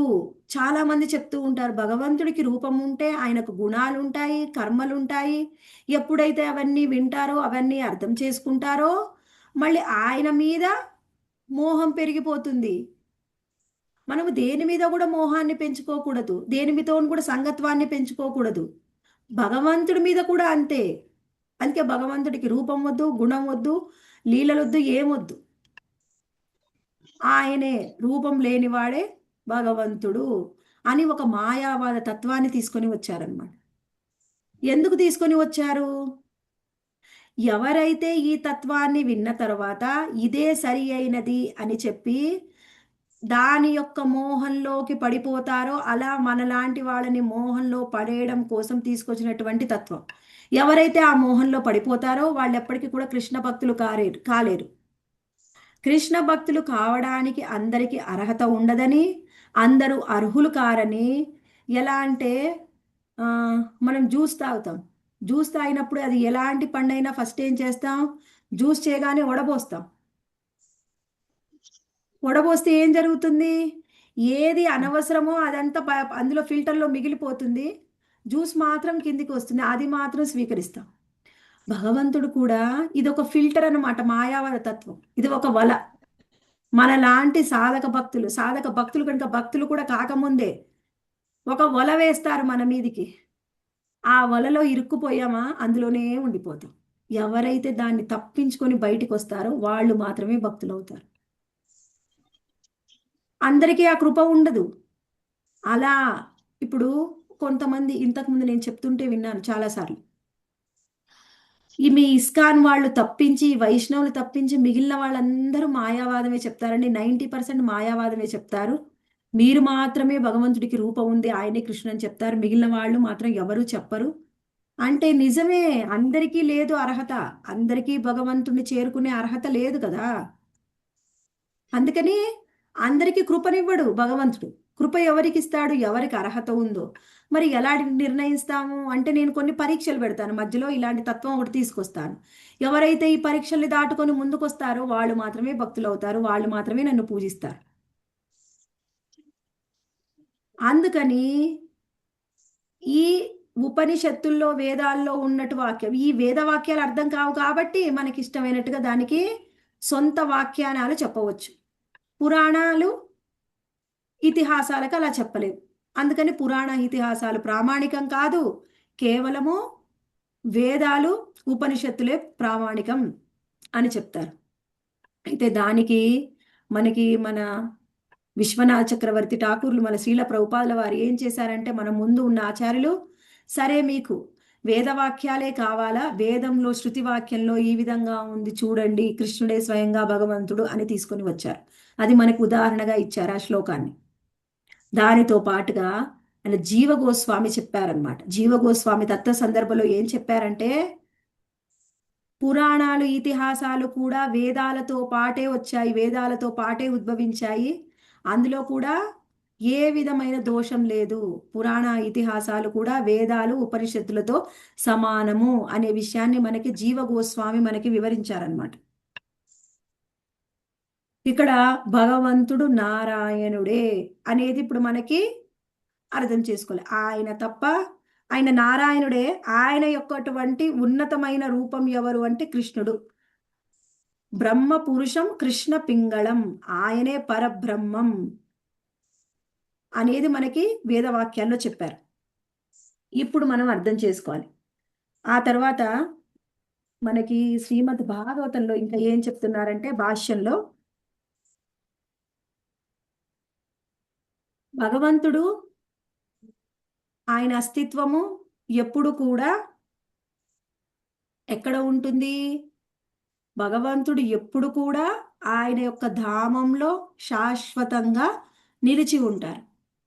అందులో ఏ సందేహం లేదు. ఆయన వైకుంఠ గోలోక ధామాల్లో శాశ్వతంగా నిలిచి ఉంటారు. ఆయనే భగవంతుడు. ఇది ఇక్కడ మనం అర్థం చేసుకోవాలి. ఇంకా అక్కడి వరకు వెళ్ళలేదు. ఇంకొక పాయింట్ ఉంది. అది తెలుసుకొని తర్వాత మనము ముందుకు వెళ్దాం. ఇక్కడ ఏం చెప్తున్నారంటే సర్వ అలాంటి భగవంతుడు ఆయన మరి మాయకు లోనవుతారా అంటే ఆయన మాయకు లోను కారు. మాయకు లోను అయ్యేది ఎవరు అంటే మనలాంటి సామాన్లు. ఇక్కడ చెప్తున్నారు 2.8.10లో భాషలు ఏం చెప్తున్నారంటే సచాపి యత్ర పురుషో విశ్వస్థిత్యుద్భవాప్యయః ముక్త్వాత్మా మాయాం మాయేష శేతే సర్వగుహాశయః. ఆయన ఎవరు? భగవంతుడు సృష్టి స్థితి లయ కారకుడు, మాయాశక్తి ప్రభావం నుంచి సదా విడివడి ఉండేవాడు, దానిని నియమించేవాడు అగు భగవానుడు ఎల్లరి హృదయములందు ఏ రీతి శయనించి ఉండునో అందరి హృదయాల్లో నిలిచి ఉంటారు. ఆయన మాయాశక్తి ప్రభావం నుంచి విడివడి ఉంటారు అని చెప్తున్నారు. మాయాశక్తి ప్రభావం నుంచి భగవంతుడు ఎప్పుడు కూడా విడివడి ఉంటారు. మరి మాయకు ప్రభావానికి లోనయ్యేవారు ఎవరు అంటే సామాన్యులైనటువంటి మనలాంటి వారు మాయా ప్రభావానికి లోనై ఉంటారు. కానీ భగవంతుడు ఎప్పుడు మాయా ప్రభావానికి లోను అవడు. ఎలా ఆయన మాయకు లోను అవరు, మనం ఎలా లోనవుతాం, మాయ ఎలా మీద ఎవరి మీద ఎలా ప్రభావం చూపిస్తుంది, అసలు ఆయన యోగమాయ ఏంటి, మహామాయ ఏమిటి అనేది మనం డీటెయిల్గా సెకండ్ శ్లోకాలో చర్చించుకుంటాం. ఇక్కడ మాత్రం మనకు ఒక విషయం ఏం చెప్పారు, ఆయన మాయకి లోను కారు. ఈ విషయాన్ని మనము అర్థం చేసుకోవాలి. ఆ తర్వాత ఏం చెప్తున్నారంటే మనం ఇందాక ఒక ప్రశ్న, ఏమిటా ప్రశ్న? భగవంతుడు ఆయన నేనొక్కడనే అహమేవా సమేవాగ్రే అని చెప్తున్నారు. అంటే నేనొక్కడనే ఉంటాను అంటే ఎవరు ఆయనకి సేవ చేసే ఆయన యొక్క నిత్య పార్షదులు నిత్య ముక్తులు ఉంటారు, ఎప్పుడు ఆయన భక్తులు ఆయనతోనే ఉంటారు అని అంటారు. మరి వాళ్ళెవరు ఉండరా అండి? భగవంతుడు ఒక్కడే ఉంటాడా? నేనొక్కడనే అని అన్నిసార్లు చెప్తున్నారు. మరి ఆయనతో పాటు ఆయన భక్తులు ఎవరో ముక్త జీవులు అని చెప్పుకుంటాం కదా, ఇప్పుడు మనం అందరం సాధన భక్తులం, వాళ్ళు ముక్తాత్మలు, వాళ్ళు ఆయనతో ఉంటారా ఉండరా అనేది ప్రశ్న. నేనొక్కంటే ఒక్కడే ఉంటాడా? మరి వీళ్ళందరూ ఉండరా? దానికి సమాధానం చెప్తున్నారు మనకి ఇక్కడ చూడండి. ఈ శ్లోకంలో ఏమంటున్నారంటే తత్వానాం భగవస్తేషాం కటిదా ప్రతి సంక్రమ తత్రే మాం కావుపాసీరన్ కావు స్విదను షేరతే. ఏం చెప్తున్నారు శ్రీధర స్వామి? ఆయన భాష్యంలో ఏం చెప్తున్నాడు వ్యాఖ్యానంలో, సృష్టి స్థితి లయాలయ సమయంలో శేషునిపై శయనించి ఉన్న భగవాన్ని సేవించేవారు అని వివరించారు. అంటే ఏమిటి? ఒకసారి పరీక్షిత్ మహారాజు శుకదేవ గోస్వామిని ప్రశ్నిస్తారనమాట. ఏమిటి? భగవంతుడు మరి సృష్టి సమయంలో, సృష్టికి ముందు, సృష్టి తర్వాత, ప్రళయం తర్వాత ఆయన ఒక్కడే శయనించి ఉంటారు, ఆయన మాత్రమే మిగిలి ఉంటారని చెప్తున్నారు. మిగిలిన వాళ్ళందరూ కూడా ఆ ప్రళయంలో కలిసిపోతారు, ప్రళయ జలాల్లో, మళ్ళీ ఇంక ఏమీ మిగిలి ఉండదు. మరి ఆ సమయంలో ఆయన్ని సేవించేవారు ఎవరు? ఆయన్ని సేవించేవారు ఎవరైనా ఉంటారా అని పరీక్షిత్ మహారాజు యొక్క ప్రశ్న. ఆ ప్రశ్నకు సమాధానంగా ఇది చెప్తున్నారనమాట. దానికి ఏం చెప్తున్నారు? నచ్యవంత్యేపి యద్భక్త మహాత్యాం ప్రళయాపది అతో అతో అచ్యుతో అఖిలే లోకే సాయేక సర్వగోవ్యయః.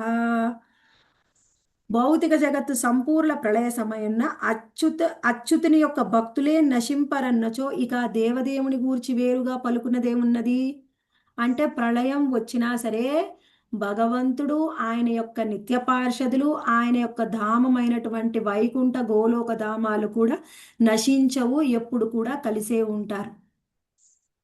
మరి ఇందాకనే చెప్పారండి మీరు, ఏం చెప్పారు?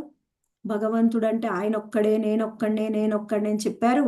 ఇప్పుడేమో ఆయనతో పాటు ఆయన భక్తులు కూడా ఉంటారు, ఆయన ధామం కూడా ఉంటుంది అని చెప్తున్నారు.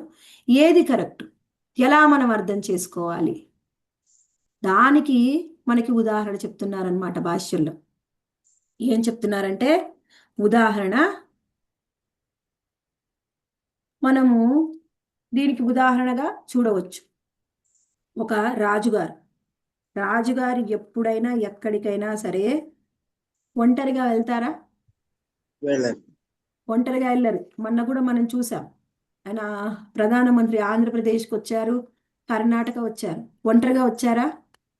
వెనక సైన్యం మినిస్టర్స్ మంత్రులు.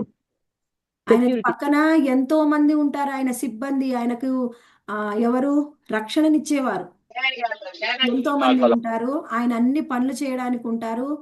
ఆయన సిబ్బంది ఉంటారు. ఆయన సిబ్బంది పనులు చేయడానికి కూడా సేవకులు ఉంటారు. మొన్న చూసా. ఏమిటి ఇది కాకుండా అప్పుడు చెప్తుంటారు, వీళ్ళు కాకుండా మనకి ఇంకా అమెరికా, రష్యా ప్రైమ్ మినిస్టర్ వస్తే వాళ్ళు తీసుకునే వాటర్ దగ్గర నుంచి, వాళ్ళు తీసుకునే ఫుడ్ దగ్గర నుంచి అన్నీ తెచ్చుకుంటారంట. వంట చేసే వాళ్ళని తెచ్చుకుంటారు. ప్రతి ఒక్కటి కూడా వాళ్ళకి సంబంధించిన అన్నీ వాళ్ళే చూసుకుంటారు. అంటే మరి అమెరికా అధ్యక్షుడు వచ్చాడు అని చెప్తే ఆయన ఒక్కడే వస్తాడా? చార్టెడ్ ఫ్లైట్స్తో సహా ఆయన కావాల్సినవన్నీ కూడా వాళ్ళ సొంత ఫ్లైట్లలో అన్నీ తీసుకుని సిబ్బందితో సహా దిగిపోతారు. అప్పుడు మనము ఆయన సిబ్బంది ఇప్పుడు అమెరికా అధ్యక్షుడు ఇండియాకు వచ్చాడని చెప్తారా? లేకపోతే అమెరికా అధ్యక్షుడితో పాటు ఇంతమంది వచ్చారండి, ఆయనకి బాడీ గార్డ్స్ ఇంతమంది, ఆయన సెక్రటరీలు ఇంతమంది, మళ్ళీ ఆయనకి వంట చేసేవాళ్ళు ఇంతమంది, మరి వాళ్ళతో పాటు చార్టెడ్ ఫ్లైట్లు ఇన్ని వచ్చాయి, అవన్నీ చెప్తామా? అమెరికా అధ్యక్షుడు ఇండియాకు వచ్చాడని చెప్తామా? అన్ని అమెరికా చెప్తాం. అధ్యక్షుడు ఇండియాకు వచ్చి అధ్యక్షుడు వచ్చాడు.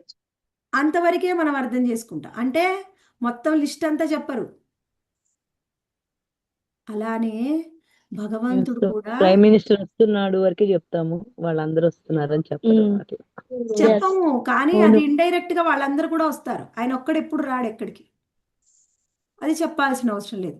అలాగే భగవంతుడు కూడా ఎప్పుడు కూడా ఒంటరిగా ఉండడు. నేను అంటే ఆయన, నేను అనే దాంట్లో ఆయన భక్తులు, ఆయన యొక్క ధామం అన్నీ కలిపే ఉంటాయి.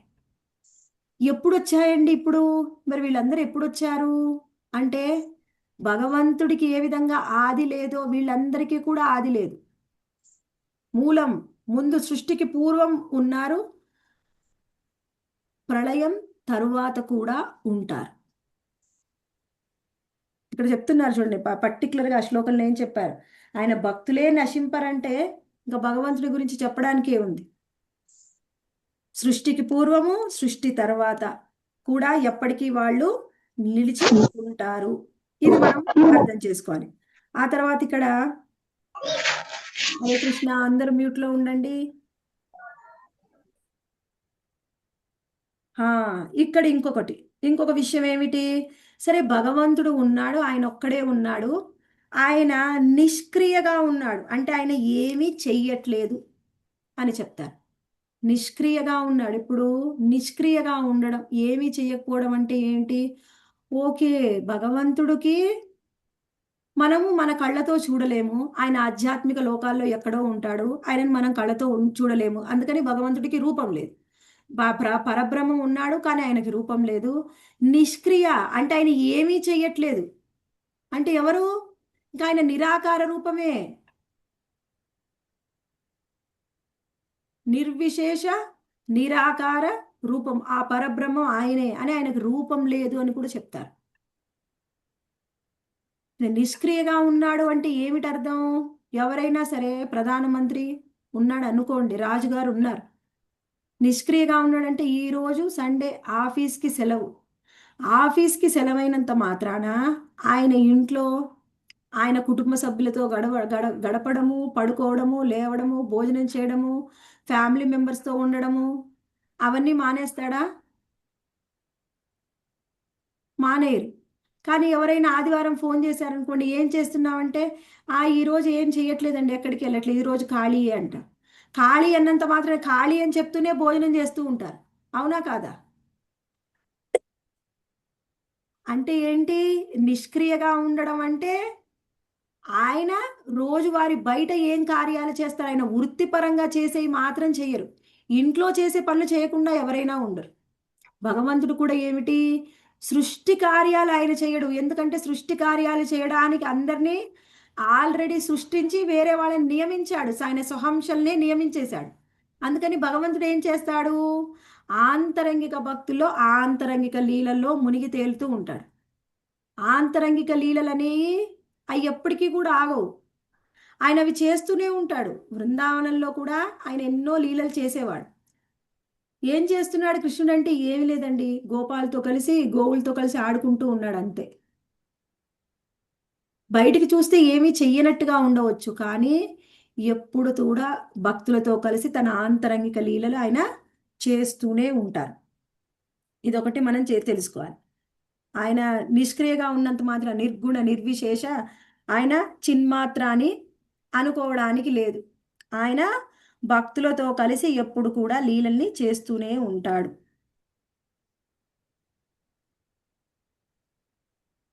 ఇది భగవంతుడు. ఇక్కడ ఆయన మన ప్రశ్న ఏమిటి, మొట్టమొదటి ప్రశ్న భగవంతుడి యొక్క ప్రాకృత మరియు అప్రాకృత రూపాలని తెలియచేయమని చెప్పారు. ఇప్పుడు ఏమిటి, ఇప్పటి వరకు మనం ఏం తెలుసుకున్నాం, ఆయన యొక్క అప్రాకృత రూపం. భగవంతుడు స్వయంగా ఎప్పుడూ ఉంటారు, ఆయన శాశ్వతంగా నిలిచి ఉంటారు, ఆయన భక్తులతో కలిసి ఉంటారు, ఆయన ధామంలో ఉంటారు, ఆయన ధామంలో భక్తులతో కలిసి ఎన్నో లీలలు చేస్తూ ఉంటారు, ఆయన అక్కడ శాశ్వతంగా ఉంటారు.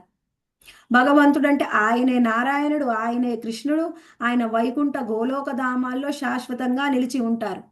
ప్రళయానికి ముందు, సృష్టికి ముందు ఉన్నారు, ప్రళయం తర్వాత కూడా ఉంటారు. అదే ఆయన యొక్క అప్రాకృత రూపం. ఇప్పుడు అర్థం చేసుకుందాం.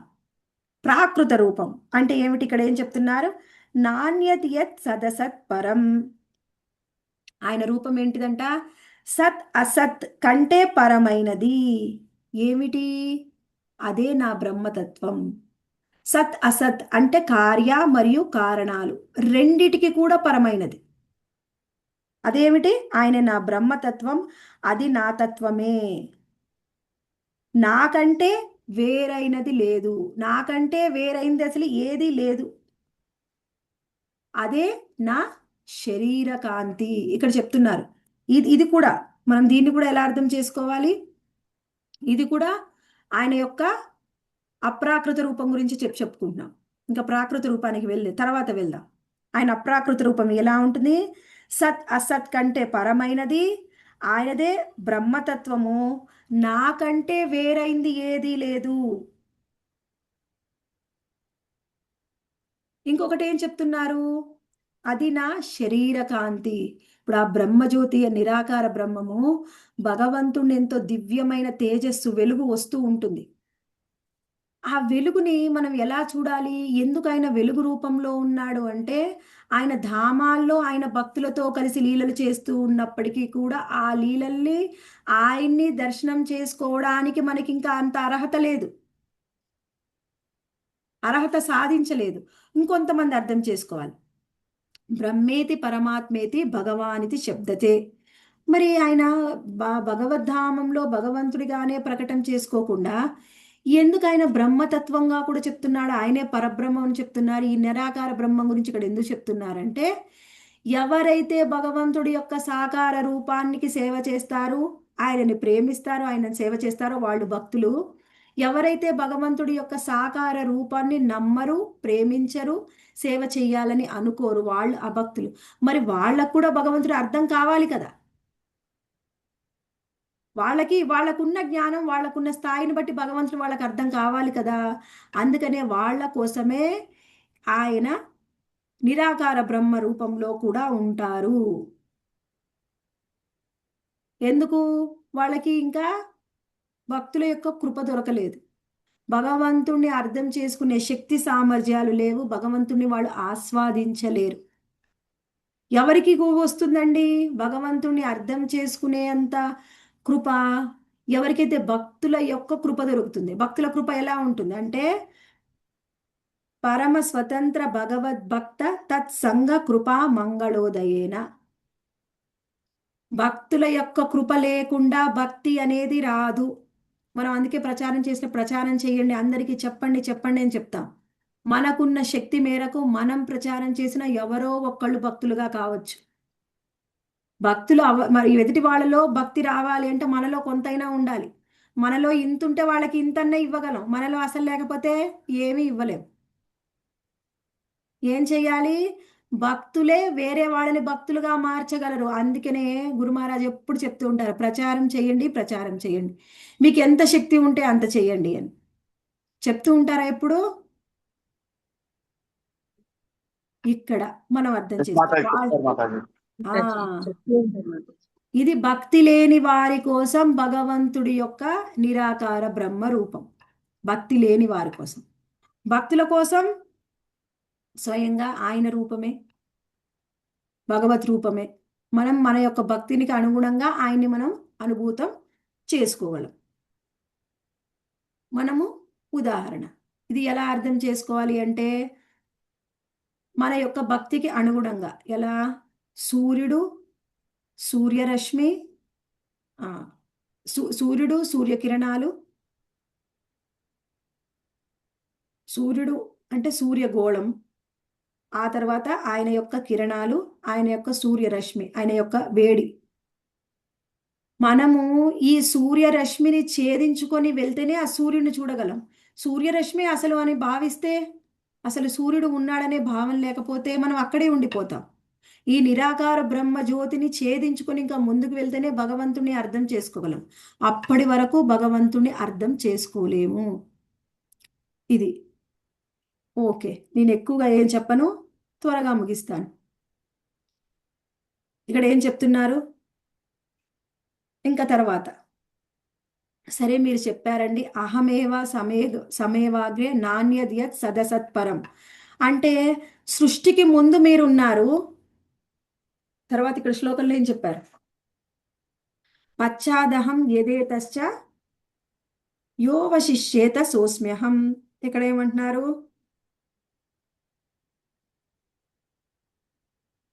సృష్టికి పూర్వం ఉన్నారు, ప్రళయం తర్వాత ఉంటారు. అది ఓకే, అది మాకు అర్థమైంది. మరి సృష్టి తర్వాత ప్రళయానికి ముందు కూడా మీరు ఉంటారా? ఉంటారు. సృష్టి తర్వాత ప్రళయానికి ముందు కూడా ఆయన ఉంటారు. మరి ఎలా ఉంటారండి? ఎలా ఆయన్ని అర్థం చేసుకోవాలి? సృష్టి తర్వాత ఉంటారు, ప్రళయానికి ముందు కూడా ఉంటారు కదా. ఎలా ఉంటారు? ఎక్కడ ఉంటారు? ఎక్కడ ఉంటారంటే ఆయన వైకుంఠధామంలో, గోలోకధామంలో కూడా ఎప్పుడూ ఉంటారు. వైకుంఠ గోలోకధామాల్లో ఎప్పుడు కూడా స్థితులై ఉంటారు. అంతేకాదు పరమాత్మ రూపంలో ప్రతి ఒక్క జీవాత్మలో కూడా ఉంటారు. పరమాత్మ రూపంలో ప్రతి ఒక్క జీవాత్మగా ఉంటారు. అంతేకాదండి, అనేక అవతారాలుగా కూడా వస్తారు. వామన, మత్స్య, వరాహ, కూర్మ, నరసింహ రూపాలు ఎన్నో అవతారాలుగా వస్తారు. ప్రద్యుమ్న, అనిరుద్ధ, సంకర్షణ, వాసుదేవ ఎన్నో రూపాల్లో ఉంటారు. వైకుంఠ గోలోకధామాల్లో ఉంటారు, పరమాత్మ రూపాల్లో కూడా ఉంటారు. అంతేనా అండి? ఇంకంతే ఉంటారా? ఓహో, మీరు అలానే ఉంటారు, వాటిల్లో మాత్రమే ఉంటారు. అయితే ఈ సృష్టిలో సృష్టించబడినటువంటి ఎన్నో పంచభూతాలు ఉన్నాయి, జీవాత్మలు ఉన్నాయి, పిశాచాలు ఉన్నాయి, లేకపోతే దేవతలు ఉన్నారు, యక్ష కిన్నెరులు, గంధర్వులు, వాళ్ళందరూ. మరి వాళ్ళల్లో మీరుండరా అంటే వాళ్ళల్లో కూడా నేనే ఉంటాను. వాళ్ళల్లో కూడా నేనే ఉంటాను. వాళ్ళలో ఎలా? ఇప్పుడు మనకి ప్రతి ఒక్కరికి జీవాత్మ అది కార్యము, కారణము మనకు ఒక శరీరం దొరికింది. ఈ రెండు రూపాల్లో కూడా ఉండేది ఆయనే. స్వయంగా భగవంతుడే ఉంటారు. అంతేనా? ఇంకా అలానే ఉంటారా? ఇంకేం చెప్తున్నారంటే ఆయన యొక్క అలా ఉంటారు. ఇవంతా కూడా ఏమిటి? వీటన్నిటితో పాటుగా నా విరాట్ రూపంలో నేను ఉంటాను. విరాట్ రూపం అంటే ఆయన యొక్క ప్రాకృత రూపం. ఎలా ఉంటుంది విరాట్ రూపం? భగవంతుడి యొక్క ఆయన మొత్తము ఎప్పుడైతే గర్భోదక సాయి విష్ణువు ఉంటారో ఆయనలో మొత్తం 14 లోకాలు ఉంటాయి కదా. అప్పుడు ఆయన విరాట్ రూపాన్ని స్వీకరిస్తారు. ఎలా అంటే మొత్తం అన్నీ నాలోనే ఉన్నాయి అని చూపిస్తారు. ఈ సృష్టిలో ఉన్నాయి మొత్తము, ఈ 14 లోకాల్లో ఉన్నాయన్నీ కూడా నాలోనే ఉన్నాయని చూపిస్తారు. అప్పుడు మనకి ఏమర్థం అవుతుంది? మనకి ఎలా అర్థం అవుతుంది? అదే ఆయన యొక్క విరాట్ రూపం. ఎలా అర్థం అవుతుందంటే ఈ మొత్తం విరాట్ రూపంలో నా స్థానం ఏమిటి? మన యొక్క స్థానం, మన యొక్క స్థానం ఎప్పుడు అర్థమవుతుంది? మన యొక్క స్థానం అర్థం చేసుకోవడం అంటే ఏమిటి? ఇంత రూపంలో భగవంతుడి యొక్క విరాట్ రూపంలో మన స్థానం ఎంత? ఇంత కూడా ఉండదు చెప్పడానికి. మన యొక్క సూక్ష్మత్వం అవుతుంది. మన యొక్క ఇంకేం చెప్పవచ్చు? అసలు మన స్థానం ఎంత స్వల్ప పరిమాణం, మన శక్తి ఎంత, మన సామర్థ్యం ఎంత? అసలు భగవంతుడు మన మీద కృప చూపించాలి అంటే మన సాధన ఎలా ఉండాలి? మనం గొప్పవాళ్ళం, మనం గొప్పగా సాధన చేస్తూ ఉన్నానని, మనకి ఏదో ఉంది అని మనకు తెచ్చుకున్న అహంకారం అంతా కూడా పడిపోతుంది. ఈ విరాట్ రూపాన్ని అర్థం చేసుకుంటే ఈ విరాట్ రూపంలో మన స్థానాన్ని మనం అర్థం చేసుకోగలం. అందుకని ఈ భౌతికమైనటువంటి విరాట్ రూపం శాశ్వతమైన రూపం కాదు. మనకు అర్థం చేసుకోవడం కోసం ఆయన విరాట్ రూపాన్ని మనకి చూపించారు. ఆ విరాట్ రూపంలో కూడా ఆయన ఉన్నారు. సృష్టికి ముందు, సృష్టి తరువాత చిన్మయ రూపంలో, శాశ్వత ఆధ్యాత్మిక రూపంలో ఉన్నారు. సృష్టి మధ్యలో ఆయన ఈ సృష్టిలో ఎలా ఉన్నారు? విరాట్ రూపంలో ఉన్నారు. అది ప్రాకృత రూపంలో ఉన్నారు. సృష్టికి ముందు, సృష్టి తరువాత ప్రళయానికి ముందు ఎలా ప్రాకృత రూపంలో ఉన్నారు? సృష్టికి ముందు, ప్రళయం తరువాత ఆయన అప్రాకృత రూపంలో ఉన్నారు. మొత్తం ఈ జగత్తు అంతా కూడా, భౌతిక జగత్తు అంతా ప్రాకృత రూపం, ఆధ్యాత్మిక జగత్తు అంతా అప్రాకృత రూపం. ఈ రెండు రూపాలని మనం అర్థం చేసుకుంటేనే భగవంతుణ్ణి మనం అర్థం చేసుకోగలం. ఇక్కడ ఏం చెప్తున్నారు ఇక్కడ ఆయన? పశ్చాదహం యదేతశ్చ. యదేతశ్చ అంటే ఏమిటి? ఇక్కడ ఏదైతే ఈ సృష్టిలో ఉన్నదో అదంతా కూడా అవశిష్యేత సోస్మ్యహం. మొత్తం ప్రళయం తర్వాత మిగిలి ఉండేది ఎవరు? నేనే. సృష్టికి ముందు, ప్రళయం తర్వాత మిగిలి ఉండే నేను ఉంది. నేను, నా యొక్క భక్తులు, నా యొక్క నిత్య పార్షదులు, నా యొక్క వైకుంఠ గోలోక ధామాలు, అవన్నీ కూడా నా అప్రాకృత రూపము. సృష్టి తర్వాత ప్రళయానికి ముందు ఉండేటటువంటి ఈ విరాట్ రూపము, అన్ని లోకాలు, ఈ లోకాల్లో ఉన్నటువంటి జీవాత్మలు, ఈ జీవాత్మలు అన్నీ కలిపి నా యొక్క భౌతిక జగత్తు. ఈ భౌతిక జగత్తే నా యొక్క ప్రాకృత రూపము అని చెప్తున్నారు. భగవంతుడి మొదటి శ్లోకంలో అహమేవ సమేవాగ్రే నాణ్యద్ యత్ సదసత్పరం పశ్చాదహం యదేతచ్చ యోవశిష్యేత సోస్మ్యహం. ఈ శ్లోకంలో ఆయన యొక్క, భగవంతుడి యొక్క ప్రాకృత మరియు అప్రాకృత రూపాల గురించి మనకు వివరించారు. నెక్స్ట్ శ్లోకంలో మనం ఆయన యొక్క యోగమాయ మరియు మహామాయ గురించి చర్చించుకుందాం. హరే కృష్ణ డివోటీస్, ఈ రోజు శ్లోకం ఏమర్థమైందో, ఎంతవరకు మీకు అర్థమయ్యేట్టు చెప్పగలిగానో లేదో తెలియదు. ఒకవేళ అర్థం కాని వాళ్ళు క్షమించండి. ఏమైనా ప్రశ్నలు ఉంటే అడగండి. ఒక 2 minutes ప్రశ్నలు తీసుకొని తర్వాత మనము ఇంకొక టాపిక్ ఒక 10 minutes డిస్కస్ చేసుకుందాం. అధిక హరే మాసం. కృష్ణ మాతాజీ. ఆధ్యాత్మిక ప్రాకృతం అంటే ఆధ్యాత్మికం కదా మాతాజీ? ప్రాకృతము అంటే భౌతికం. ప్రాకృతం అంటే భౌతికము, అప్రాకృతం అంటే ఆధ్యాత్మికం. సృష్టికి తర్వాత ఉండేది అప్రాకృత రూపంలో కూడా భగవంతుడు ఉంటాడు. ఓకే, హరే విరాట్ కృష్ణ రూపం డివోటీస్. అనేది, విరాట్ రూపం అనేది భౌతిక ప్రాకృత రూపం. అవును మాతాజీ. Thank you Mataji. హరే కృష్ణ.